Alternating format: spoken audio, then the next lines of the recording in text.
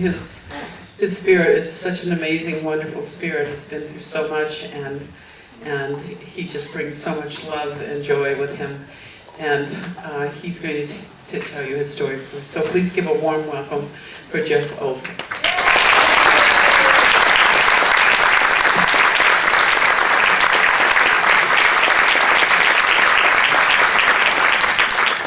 Let's see if the microphone works. I was teasing, I have this problem everywhere I go, that the electronics shut out. The IT guys at work really find it interesting. I might just turn it off and step over here. Yeah. So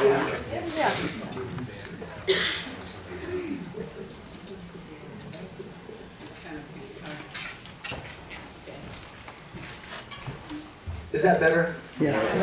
I don't like hiding behind here, but I'd rather you hear me than not. We can still see you. Did I mention electronics don't like me? Yeah, the IT guys at work just hate it. I mean, I'll call and they'll say, "Oh, it's you again?" You know, just turn it off and leave the office. Just go away. I can't wear a watch. They won't work, and crazy things happen. But it's such a pleasure and an honor to be here and share and spend time.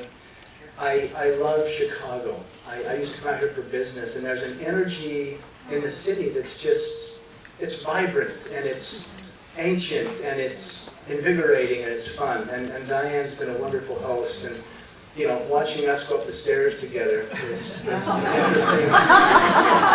We went to this beautiful Greektown restaurant Friday night, and they took us to the very top, you know. And I almost had to chuckle as we made our way up the stairs, and I was still worse than her, but I'm bad enough. But anyway, it was fun. I wanted to start out and just talk about who I am. I mean, it's okay if I just give you some personal background, because a couple of the guys came up and they said, "You know, it's funny, you're just a normal guy." And I said, "I really am just a normal guy." You know, people have read the book, or they'll hear that I'm an experiencer, and you know, I don't know what they expect, but it's they think I'm going to come in and read their mind or something, and I really don't do that. I do have impressions all the time. And since my experience, it has opened up a segue of communication, or a conduit, so to speak. But I grew up about as normal as anyone could grow up. I did have, my parents divorced when I was young, which is becoming normal, right? I mean, they divorced when I was young. And it created some insecurity in me, I suppose, because I didn't know how to trust that. I didn't know if everything that was meant to be okay was going to be as I thought it would look. But as a result of that, me and my brothers became very, very close. I was only 4 years old when the divorce happened, and I had a brother that was 3 years older than me, so he was 7, and then I had a brother that was just 18 months younger than me. And we bonded very tightly because his mom, you know, left, and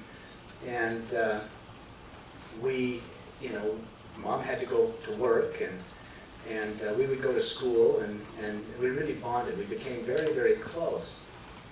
And then as Mom remarried, which was 7 years after the fact, I spent my early life with Mom.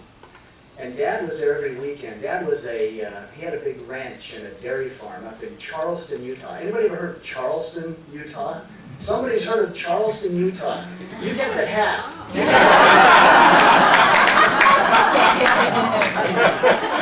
People in Utah don't know where Charleston, Utah. I think the population was like 68 or something. It's a little teeny mountain town. It's beautiful. They call it Little Switzerland. It's near Park City. Anybody heard of Park City? Okay. All right. So I grew up near Park City.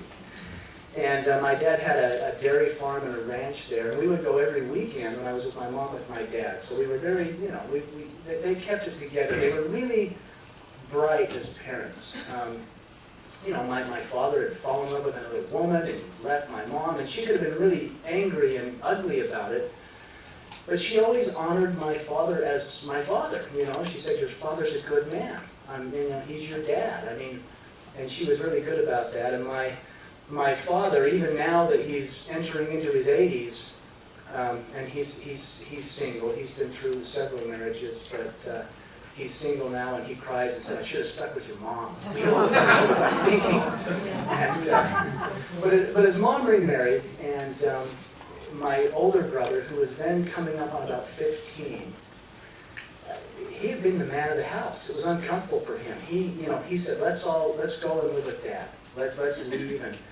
But he was emphatic that the brothers stick together, that the three of us stick together, and we did. We went to live with my dad full time on the farm, and then Mom would get weekends or vacations or whatever. But we had a very rough and tumble and wonderful childhood. Three brothers working on a big farm and ranch with a single father. He used to call it Bonanza. It's like Bonanza. And we did. We had horses and cows, and I was on the rodeo team, and we'd become very athletic. What I loved was I wrestled. I played football. And wrestling at Wasatch High School, where I grew up, is something like wrestling at, Iowa University. Wrestling was not a sport at Wasatch High, it was a religion. It was very, very intense, and I had this ongoing battle between the wrestling coach and the football coach, because I was at that strange place of about 205 pounds or something. And the wrestling coach wanted me to wrestle 185, and the football coach wanted me to be 225. And anyway, I finally ended up just sticking with football because, quite honestly, it was easier. I liked going really hard for 8 seconds and then resting for 25. That was a little bit better than a whole 2-minute period of wrestling. But it worked out really well, and it actually, I got a scholarship to Utah State. And that's where I did my school. And in college, as most people do, I fell head over heels, stupid, in love. And met a girl there named Tamara, beautiful woman, and very bright. She was on a full scholarship, and here I was the dumb jock, and yet I wasn't necessarily dumb. I was studying art. My desire was to be an artist. I wanted to paint and create things, and it was very hard to juggle that and honor an athletic scholarship, because I had to be in the weight room at 6, and then breakfast was at 7:30, and then class started, and then taping was at 1, and practice started at 2, and you would go from 2 to 6 at practice, and then you had team dinner from 6 to 7, and then you had team films from 8 to 9, and you had study hall from 9 to 10, and by the time I could start painting or potting or whatever I was going to do, most of that had to happen late into the night, and I would go till 2 o'clock in the morning and grab 4 hours of sleep and get up and go to the weight room, and it wasn't working very well, so I tripped on to graphic design, which was easier. They had an advertising design core where I could sketch and draw fun ideas and campaigns and layouts, but I could do it very quickly, and it made it an easier transition. And that's what I still do today. I'm a creative director at an ad agency, and I love it. It's a good thing to do and still be creative and make a living, but I'm getting to that point where I'm the old man of the office, and it's probably time to step down and start painting again. So life does come full circle, but as part of this college experience, falling in love, and I want to talk about that a little bit, because it was a strange thing. We were a bunch of guys, we went down to the girls' dormitories, and yet when Tamara came down the stairs, the first time I saw her, I didn't even know her name. I had never believed in love at first sight, but it absolutely just hit me. I knew. In fact, I knew in such a deep way that I saw her again and told one of my friends, that's the woman I'm going to marry. No, she was an attractive woman, but it was a deep, I knew. I just knew it was a remembering. And that was one of the first times I felt this, this spiritual thing, and she was a great influence in my life. Where I'd come from the farm and all brothers and all boys, she was the first soft thing since my mother that I really knew, and she was deeply spiritual as well, and she brought me into a spiritual realm that I had not experienced before either.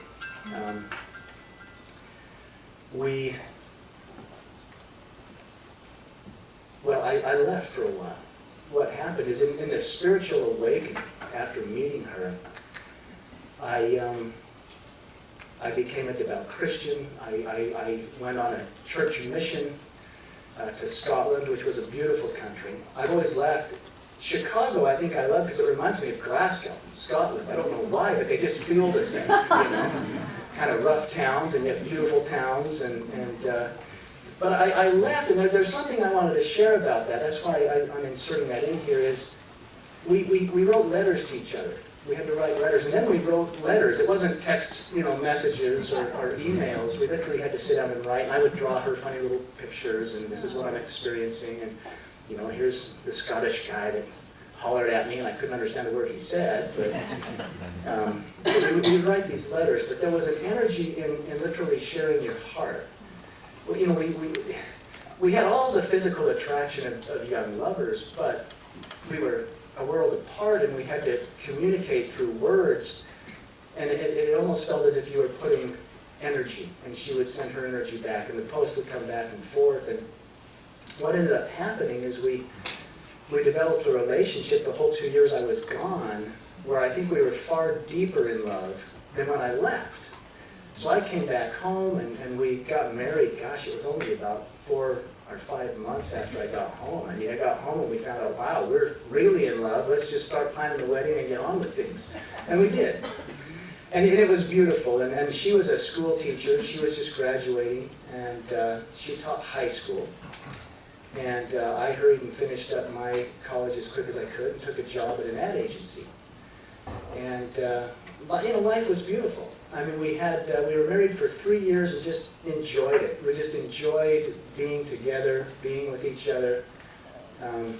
We built our first little house, from the ground up, and that was exciting. And then we had our first son, 3 years into our marriage, Spencer. And he's now 22 years old and 6'4", and he lives down in California right now. But he was such a joy to bring this little boy into the world, and he was just, gosh, he had my nose and he had his mom's eyes, and it was just, it was such a joy. And so Tamara said, gosh, let's have another one, let's have more children. And yet she'd had some complications through the pregnancy and with the delivery, and she had a very hard time getting pregnant again. I mean, I was more than happy to keep trying. That was half the fun.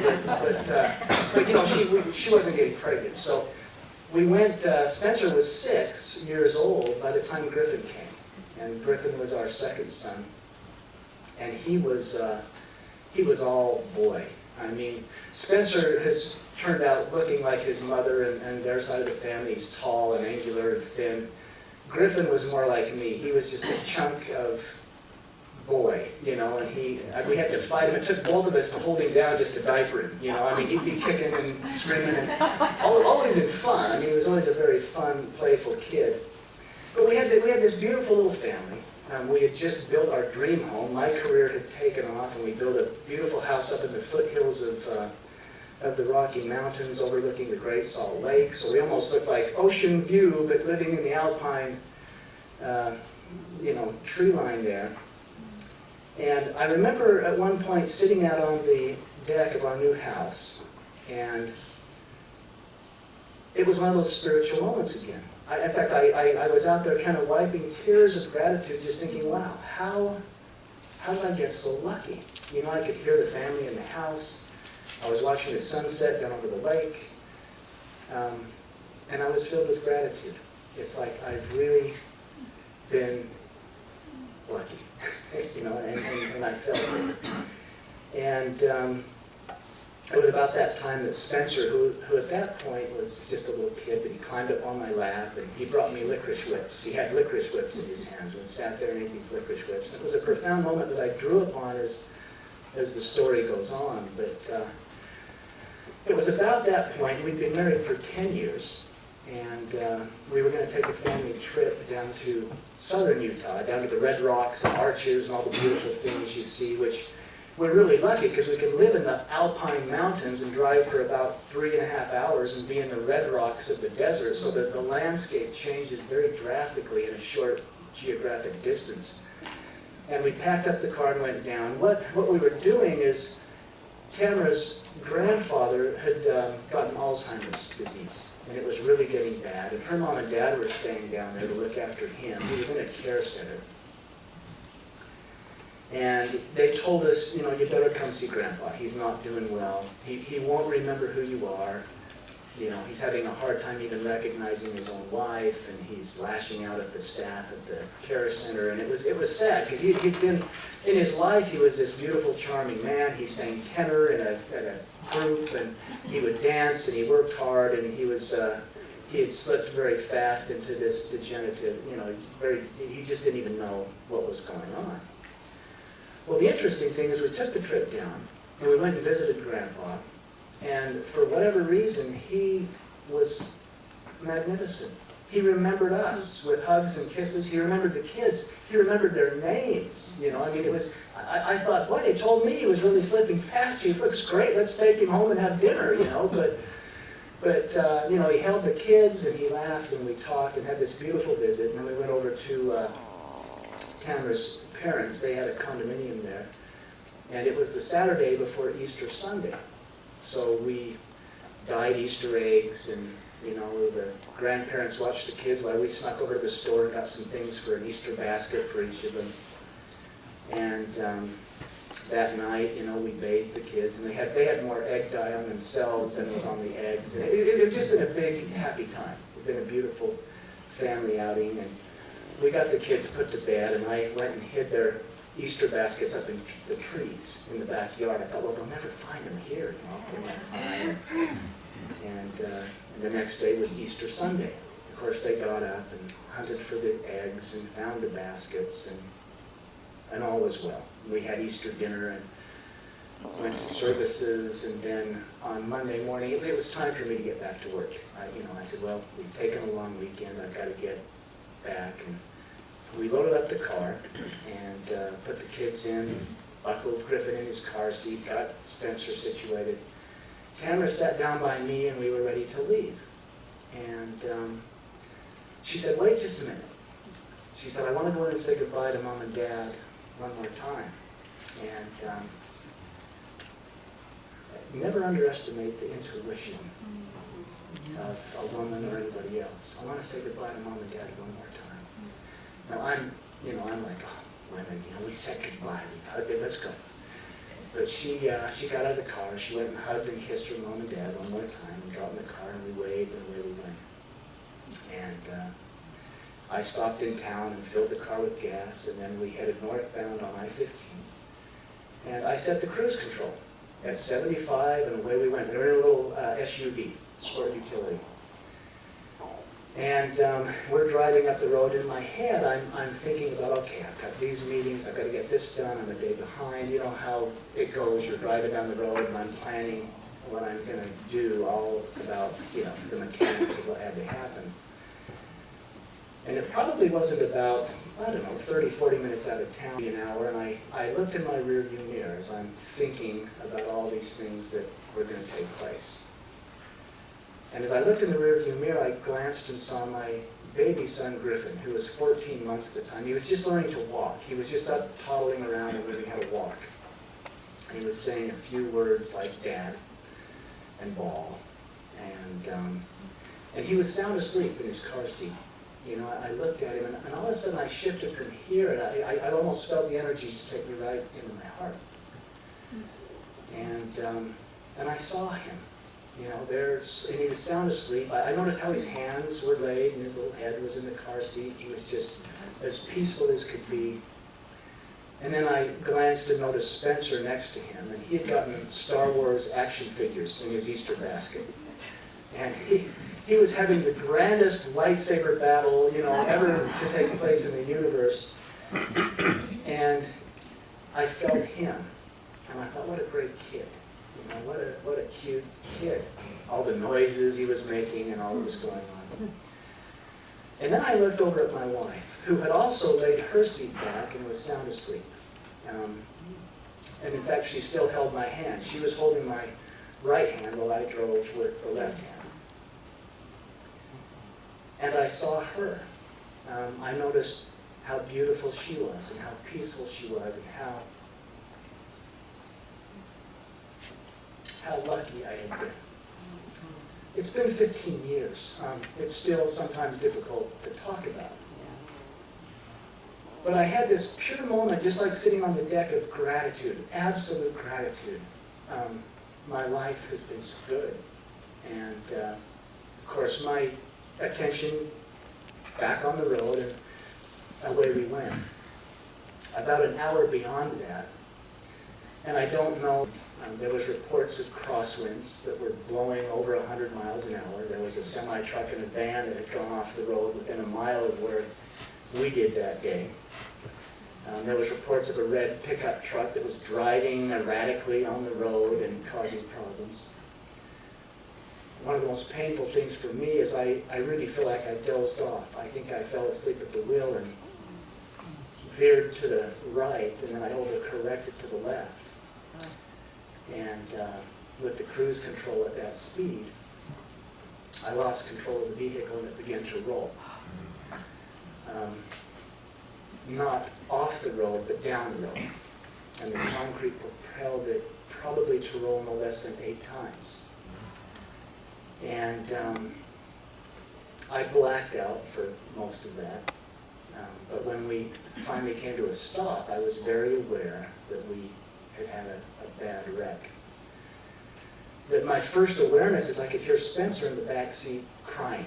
And as a father, it was a cry that he's okay. I mean, he was crying, he was hurt, but he was okay. And I was conscious enough to say to him, it's going to be all right. And then I tried to get to him, and I realized I could not move. As far as I could tell, I was pinned either on the seat or on the floorboard underneath the steering wheel. And I couldn't see. There was so much, blood or whatever in my eyes that I couldn't see.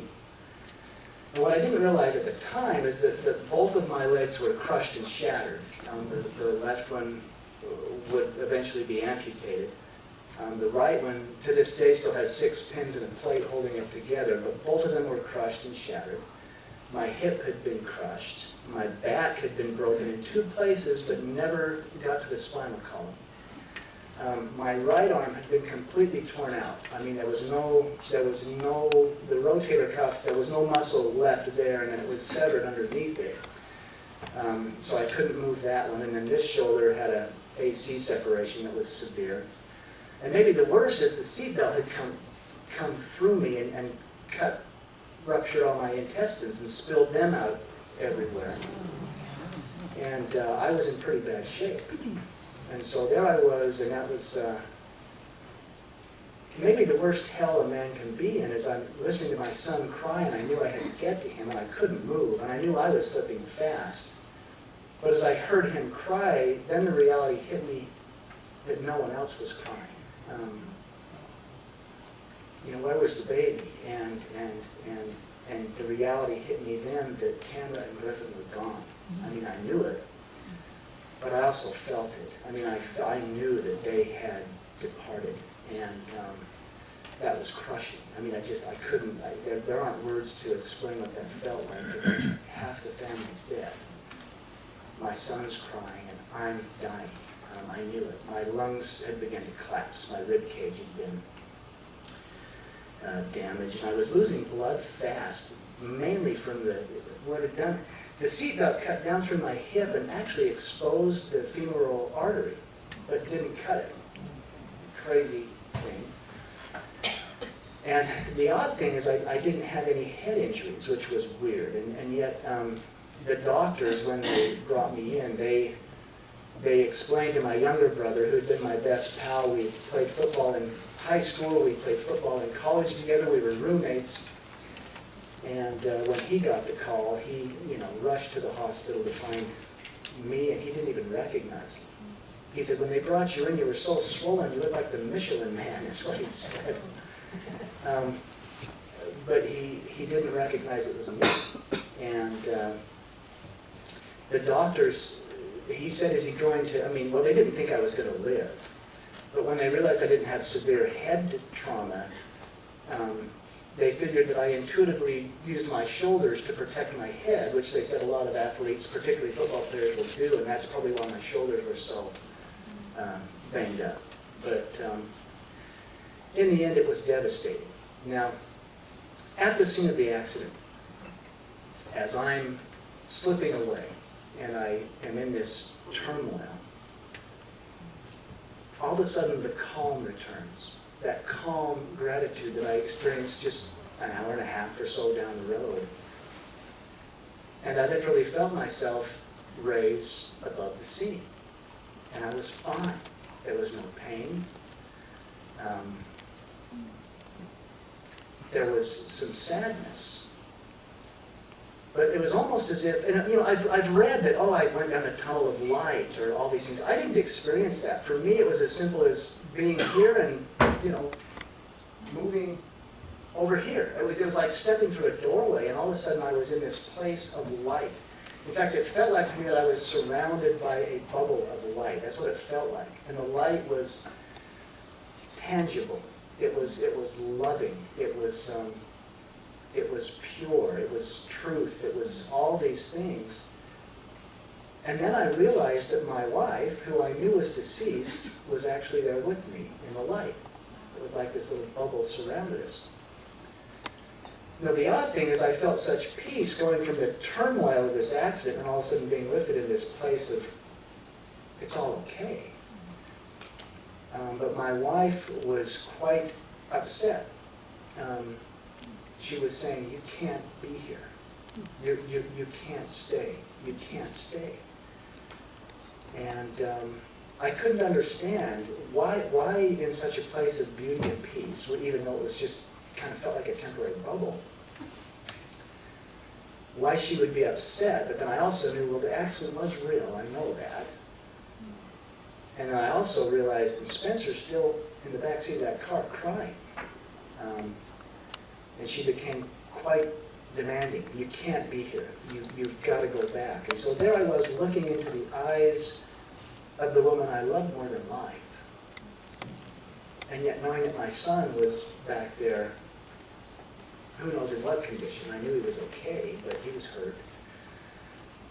And I suppose I had a choice, but it didn't feel like a choice. I knew I had to go back. I knew that I had to go back and get my son.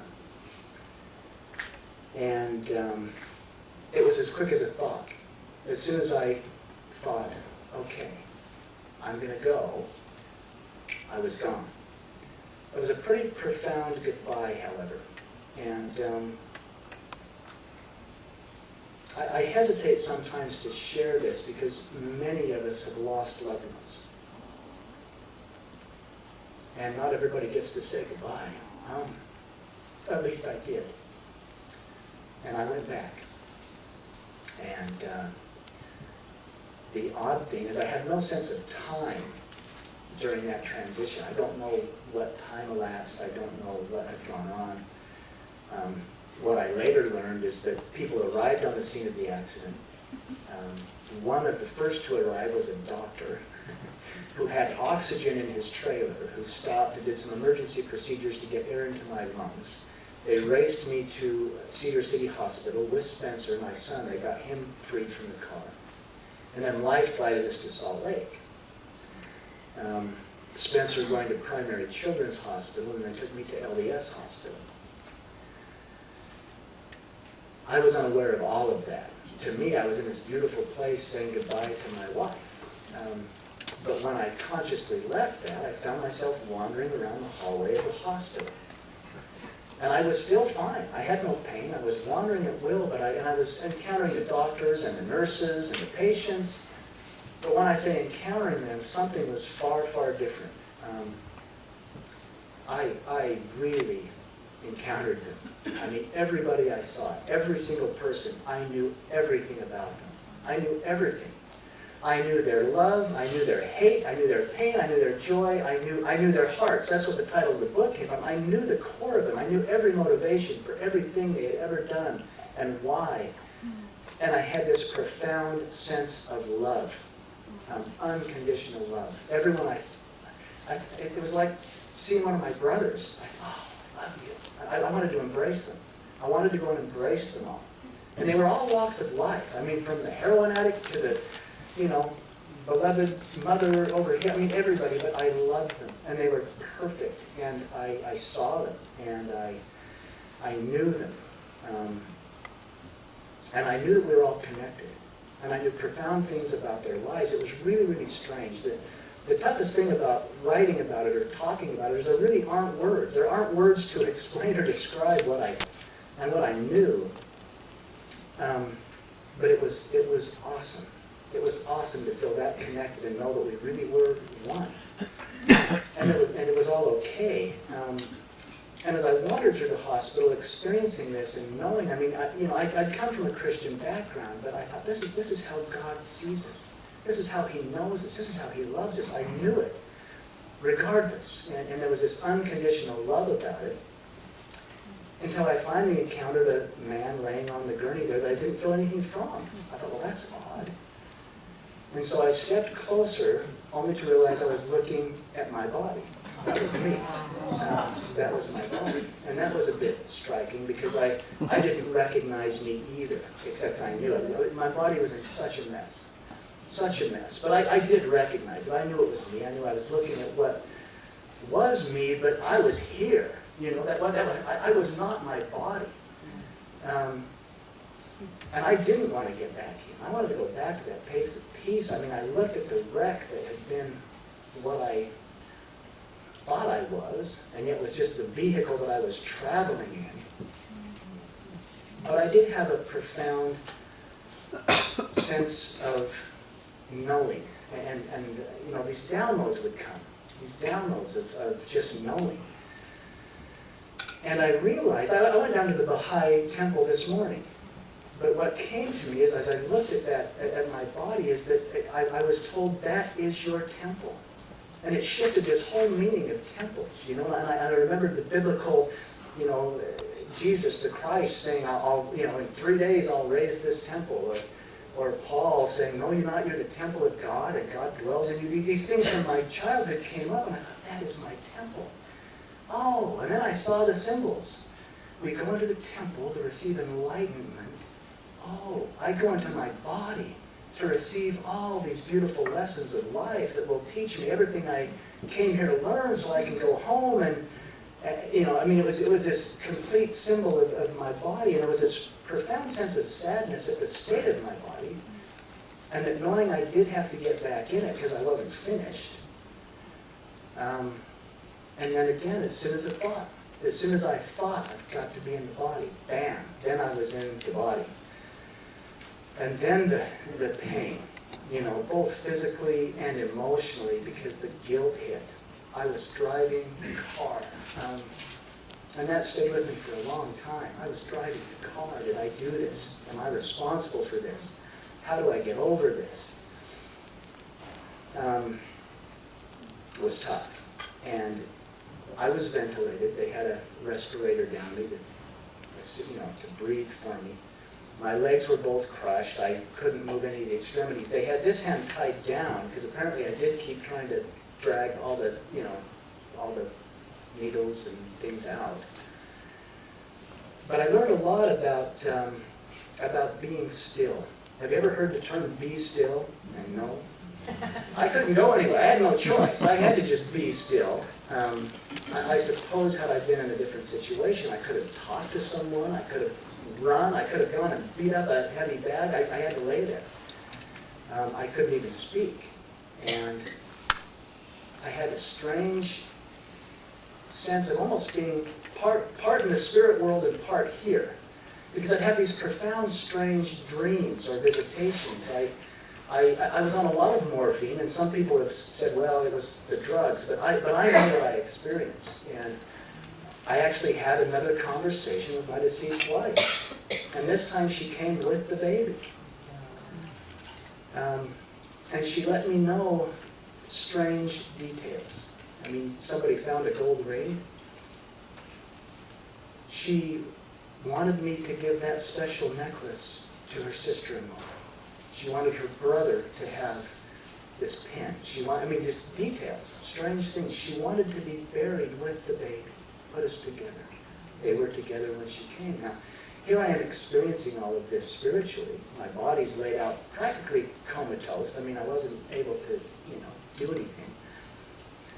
And there's no accidents in life. This is what's funny. That time frame, they were making the funeral arrangements for Tamara and Griffin. And her parents wanted to take them clear back down into southern Utah to bury them there on a family plot. They didn't think I was going to make it.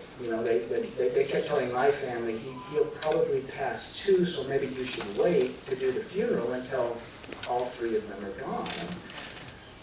Spencer was doing fine. He had already been released from the hospital. He had broken his arm and had bruised his ribs, but he basically walked away from the accident. But nobody knew what to do, because they didn't know if I was going to stick around, but enough time had elapsed, they figured we'd better make the funeral plans for the others, and they were in that process. Well, the insurance company came forward and said, you're not in the network of your insurance coverage. This is what my older brother's a cop and my younger brother's an attorney. They're both in the law. I'm the outlaw. And my younger brother was going to sue everybody. He said, this is ridiculous. You cannot transfer him to another hospital. And the insurance demanded that be done. And my older brother just shook his head. He was an EMT, and he said, I don't know how you're going to do it. The ambulance crew showed up, and they said, we're not moving him anywhere. There's no way. And they had to bring in a life flight crew to move me 3 miles to the other hospital. But here's the beauty of the story. Where everybody else thought it was an absolute catastrophe, they cannot do this. In the process of transferring me, they took the respirator out. And I was able to speak. And I said, I've got to tell you what's been going on. Tamara wants to be buried here. She wants to be buried with the baby. This is what I was able to share a message for the services that they did. And had they not taken the respirator out to move me, none of that would have ever happened.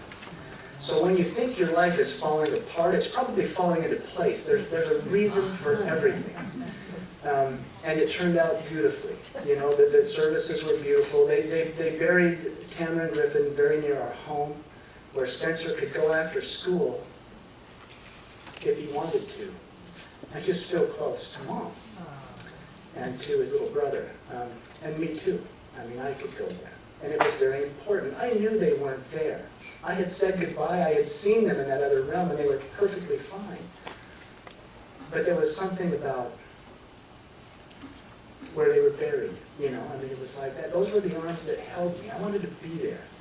And we'd go and lay on the lawn, Spencer and I, right on the burial site. And it was important the day that we're there. Not that others weren't grieving too, but it was very lucky for me to be able to have that happen. So there's no accidents. It's happened for a reason. I was in the hospital for almost 6 months. I had 18 surgeries as they put me back together.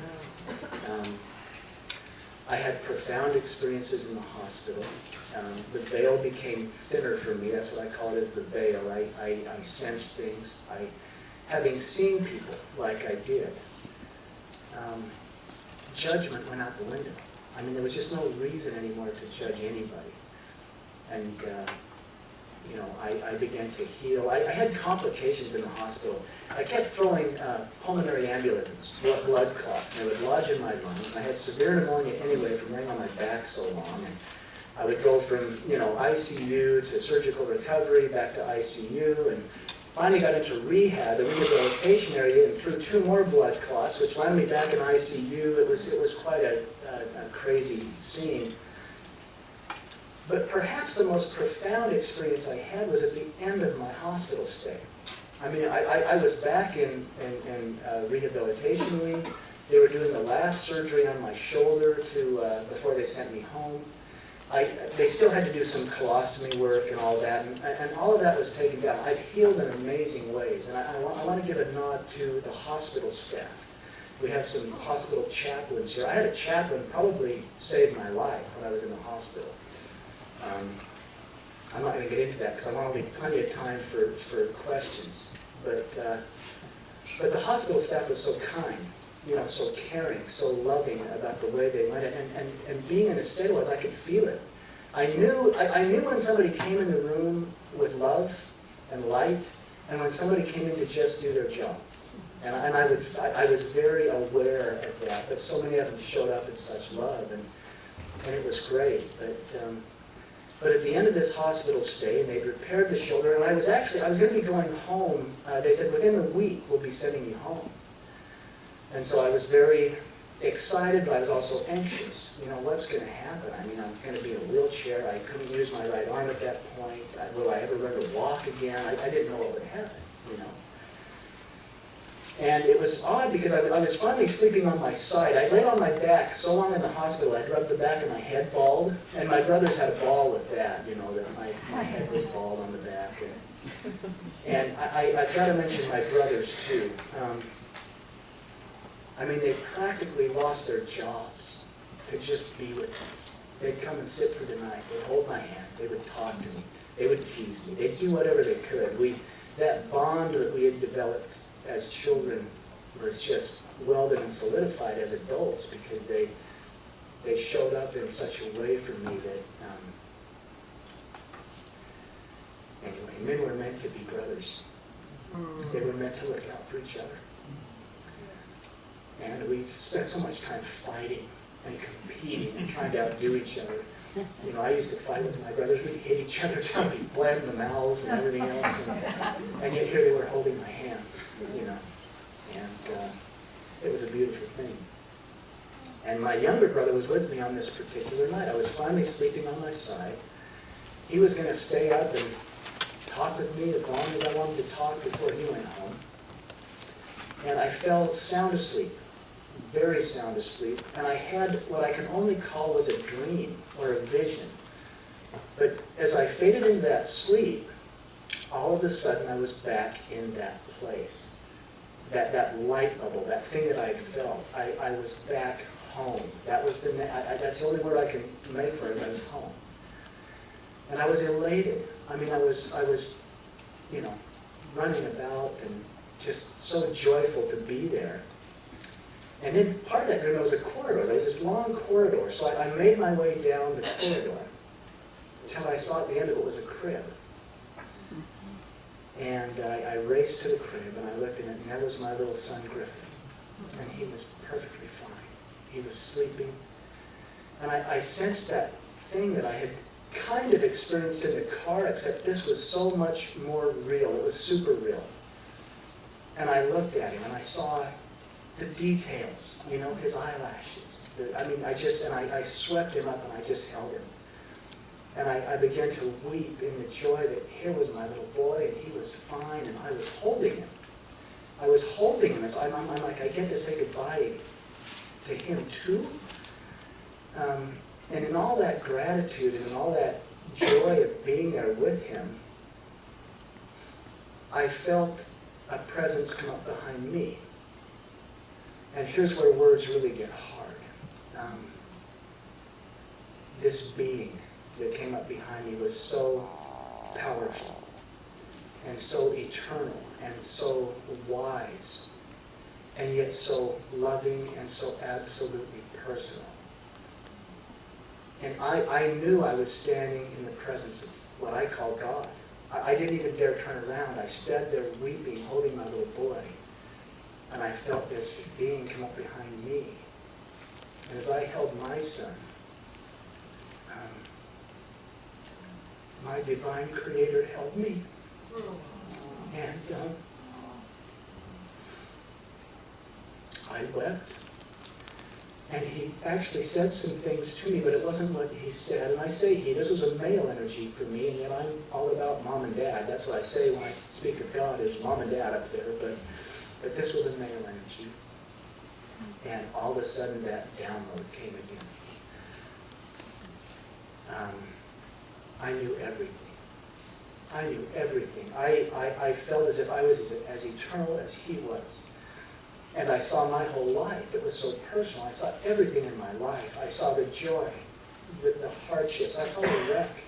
I saw the crash. I didn't see it. I just knew. I mean, I didn't have to witness it or watch it. I saw how everything in my life, even the stupid things, even the dumb things I had done, even the things that I knew were wrong and I did them anyway. I mean, all those things, I saw how they served me. As I was in the arms of this divine creator and felt how loving. He was saying, see how much I love you. See how you got to have the experience. See how even the wreck is all part of your perfect path. It was all created for you. I felt as if the whole universe was supporting me on this incredible journey, which is an illusion, by the way. That's real. This is the weird, crazy dream. That is real. And as I stood there in the realm of that divinity, I knew that I was divine, that we all are, that we're all part of it. And I'd come from a Christian background of heaven and hell, and God was going to judge me, and he was probably going to be mad. There was no judgment. There was only absolutely unconditional love.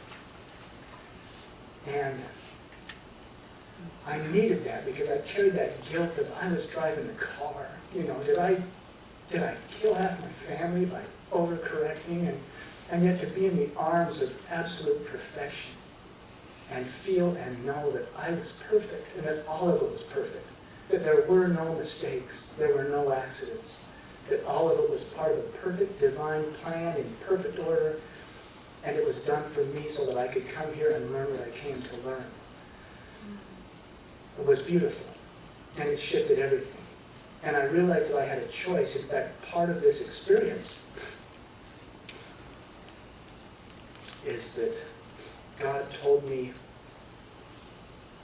that I could choose to feel like a victim. I could choose to be put upon and feel like my family had been ripped away from me. Or he said, I'll give you the opportunity right now to give your son to me.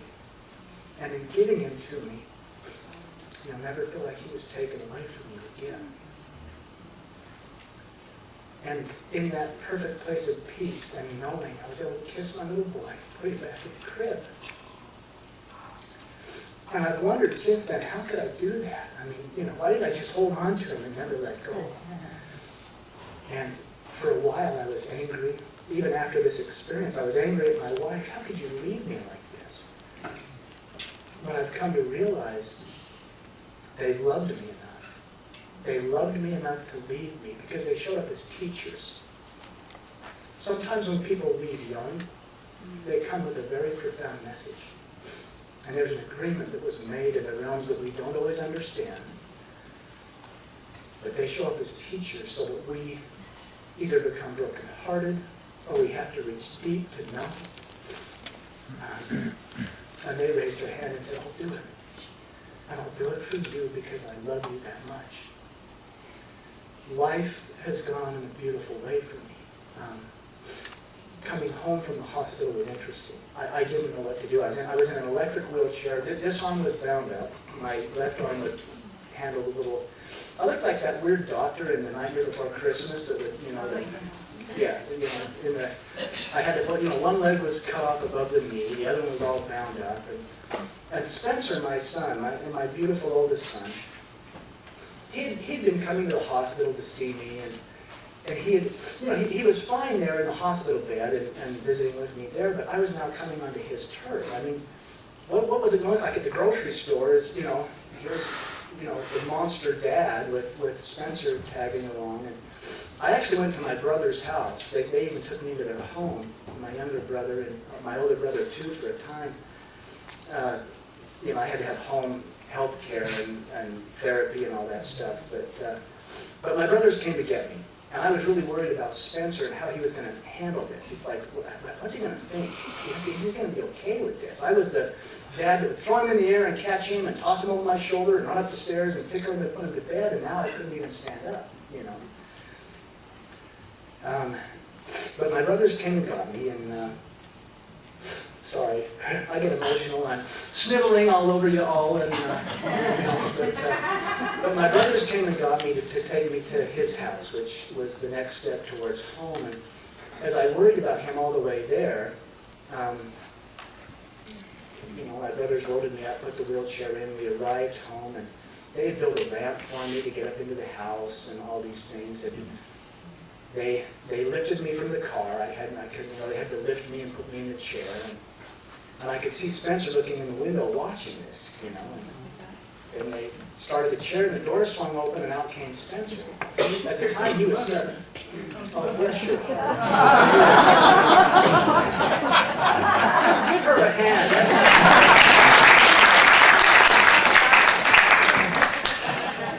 I love you. Anyway, I'm in the wheelchair. Spencer comes running out, and he ran toward me, and he ran right past me. And I thought, well, yeah, it's too much for him to handle. And so I thought, well, we'll proceed into the house. And I did. And as I got to the ramp, I just checked one more time to see where he was.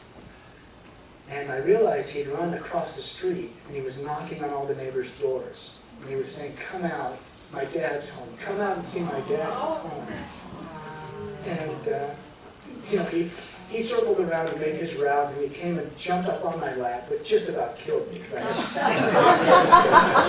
hadn't he put his arms around me, and he was just 7, and I said, are you going to be okay with this? I mean, I'm going to be like this for a while. And he and I still laugh about his exchange. He said, Dad, if you were nothing but a puddle of blood, I'd still love you.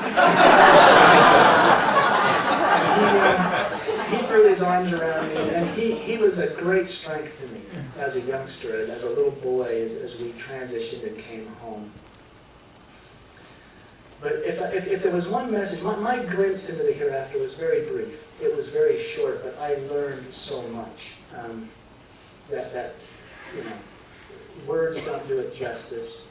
When I come into a situation like this, I just have to say, let the energy teach them, because I can't. There's that famous saying that says, when the student is ready, the teacher appears. I'm not the teacher.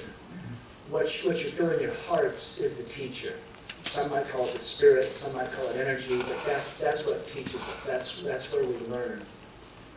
And I learned a lot that way. Communicating it is a difficult thing. But it was a beautiful journey. I have no fear of death. I am absolutely unafraid of death. It was a beautiful process. Like I say, it was like stepping from here to there. Life is sometimes what hurts. Death was easy. And then also too, I realize this is all about near-death experiences, but the life experience may be far more important. I spoke of my brothers. What can we do to love people in our families? To reach out to the people who are closest to us. And just do those things and say those things that matter. Because you don't know. You just don't know what tomorrow or the next moment might bring. So I learned to make every moment sacred. It is.